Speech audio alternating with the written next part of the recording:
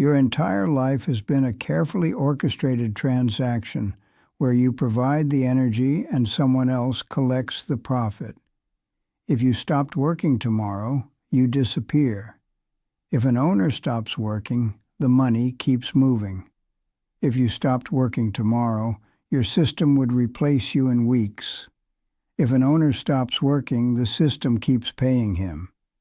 You were trained to increase effort. The wealthy were trained to increase leverage. Here's what nobody told you. The system was never designed to reward effort. It was designed to harvest it. Every motivational speaker, every success guru, every LinkedIn post about grinding harder is feeding you the exact lie that keeps the extraction machine running.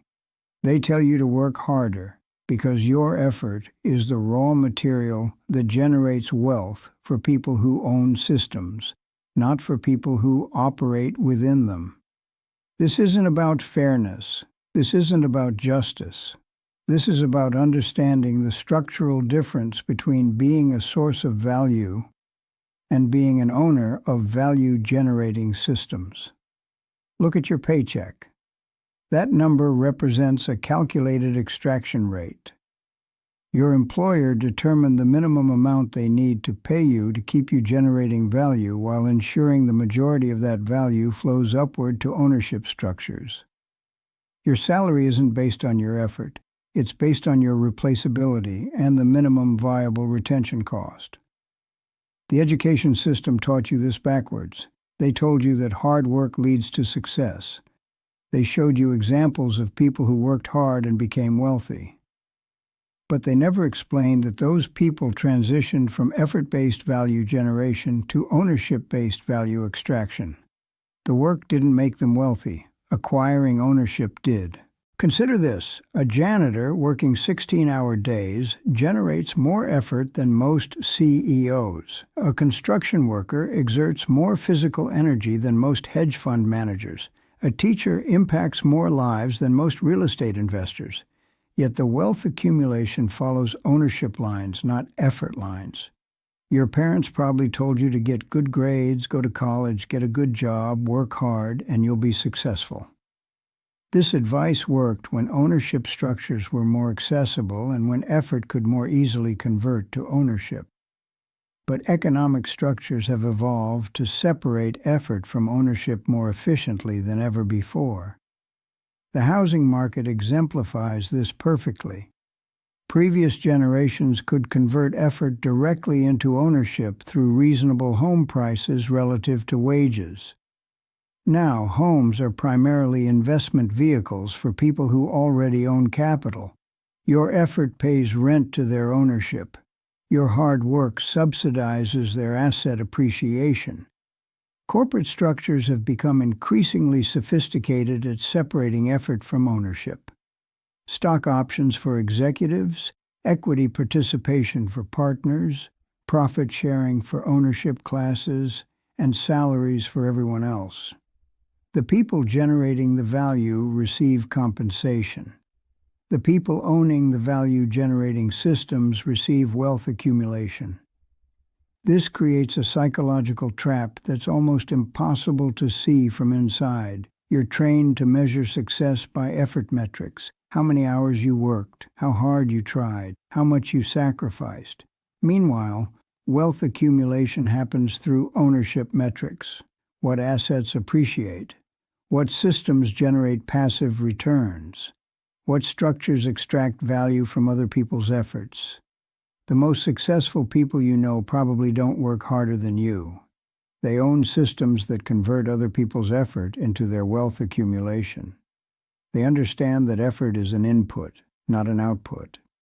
They understand that the question isn't how hard you can work, but how effectively you can own. Universities sell you the effort to success mythology because their business model depends on it. They need you to believe that more education equals more earning potential. But they're selling you access to higher-level employment, not ownership. They're preparing you to be a more valuable employee, not a system owner. Student loans turn your future effort into immediate profit for institutions you do not own. You finance their system. They own the returns. Promotion increases responsibility. Ownership increases leverage. Those are not the same path. The lifestyle inflation trap ensures this continues. As your income increases, your expenses increase proportionally. Bigger mortgage, better car, private schools, country club memberships. Each lifestyle upgrade requires sustained effort to maintain. Each upgrade locks you deeper into effort-based value generation rather than ownership-based wealth accumulation. This is why lottery winners and inherited wealth recipients often maintain wealth better than people who earned it through effort. They understand that wealth comes from owning assets, not from working harder. They don't have the psychological programming that equates effort with deserving wealth. Most people defend this system aggressively because questioning it requires acknowledging that their entire life strategy might be fundamentally flawed. It's easier to believe that working harder will eventually lead to breakthrough than to confront the possibility that you're operating in a system designed to prevent that breakthrough. The meritocracy mythology serves this function perfectly. It tells you that successful people earn their success through superior effort and intelligence. It implies that if you're not successful, you're not working hard enough or smart enough. This keeps you focused on increasing your effort rather than questioning why effort doesn't convert to ownership. But look at the actual numbers. Wealth concentration has increased dramatically, while average working hours have also increased. People are working harder than ever and accumulating wealth slower than ever relative to previous generations. This isn't because people became lazier or less intelligent. The structural relationship between effort and ownership changed. Technology was supposed to increase productivity and reduce working hours. Instead, it increased the efficiency of value extraction from effort. Productivity gains went to ownership returns, not effort compensation. Workers became more productive, but ownership structures captured the productivity increases. Platforms perfected extraction. You provide effort, tools, and risk. They provide infrastructure and own the upside. This explains why financial literacy focuses on budgeting and saving rather than ownership acquisition. Budgeting optimizes your efficiency as an effort provider. Saving accumulates capital slowly through traditional employment. But ownership acquisition requires understanding systems, leverage, and value extraction mechanisms that aren't taught in conventional financial education.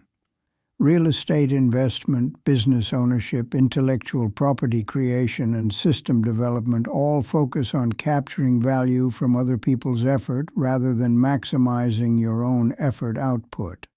The wealthy understand that sustainable wealth comes from owning systems that generate value, not from being the most hard-working component within someone else's system. This creates a massive psychological adjustment that most people never make. You have to stop measuring success by how hard you work and start measuring success by how effectively your assets work for you. You have to transition from being proud of your effort to being strategic about your ownership.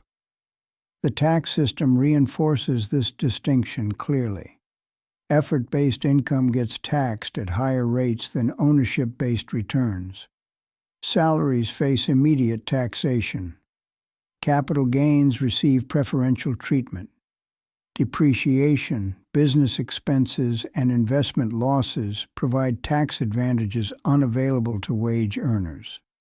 The system literally taxes effort more heavily than ownership. This isn't accidental. It's structural. The people who design economic policy understand the difference between effort-based and ownership-based wealth generation. They create incentives that favor ownership because they participate in ownership-based wealth accumulation themselves. Corporate executives receive stock options, not just salaries. Politicians invest in markets they regulate. Financial advisors sell products that generate ongoing commissions rather than one-time fees. University presidents sit on corporate boards. The people running systems participate in ownership, not just effort. Even retirement depends on ownership. Your future income relies on assets performing, not effort continuing. Understanding this doesn't require becoming cynical or angry. It requires becoming structural in your thinking. The people benefiting from these systems aren't necessarily evil. They're operating within incentive structures that reward ownership over effort. They figured out how to participate in value extraction rather than value generation. Most successful entrepreneurs started as employees who understood this distinction and made deliberate transitions from effort providers to system owners. They stopped trying to maximize their value within other people's systems and started building systems that could extract value from market demand. The critical insight is that ownership structures are learnable and accessible, but they require different thinking patterns than effort optimization. You have to understand leverage, systems thinking, risk management, and value extraction mechanisms rather than time management, productivity optimization, and skill development. Effort skills make you valuable to existing systems. Ownership skills make you capable of building systems that extract value from markets. These are completely different skill sets with completely different outcomes. The worker improves his output. The owner improves his leverage. The worker gets paid when he shows up. The owner gets paid whether he shows up or not. Your effort has been subsidizing other people's ownership your entire career. Every hour you worked generated more value than you received in compensation. That excess value accumulated as profit, asset appreciation, or system expansion for ownership structures. This isn't sustainable for individual wealth accumulation. You can't effort your way to ownership-level wealth within systems designed to extract value from effort. You have to transition from participating in effort extraction systems to owning value-generating systems. The psychological programming that prevents this transition runs deep. You were taught that working harder is virtuous, that earning money through effort is more noble than earning money through ownership, that people who make money without working hard are somehow cheating or immoral. But ownership is how wealth actually works. Assets appreciate, systems generate returns, investments compound, businesses scale, intellectual property creates ongoing revenue streams. These mechanisms operate independently of individual effort levels. The people who understand this distinction early in their careers accumulate wealth faster because they focus on ownership acquisition rather than effort optimization. They understand that time and energy are limited resources, but ownership structures can generate unlimited returns. This explains why some people seem to effortlessly accumulate wealth while others work constantly without significant accumulation. It's not about intelligence, luck, or connections. It's about understanding the structural difference between effort-based and ownership-based value generation. The system was never designed to reward effort. It was designed to extract value from effort and transfer that value to ownership structures. Your hard work has been subsidizing other people's wealth accumulation your entire career. You were told to work harder. You were never told to own. That wasn't an accident. It was alignment. The system rewards ownership. It harvests effort. Decide which side you are on.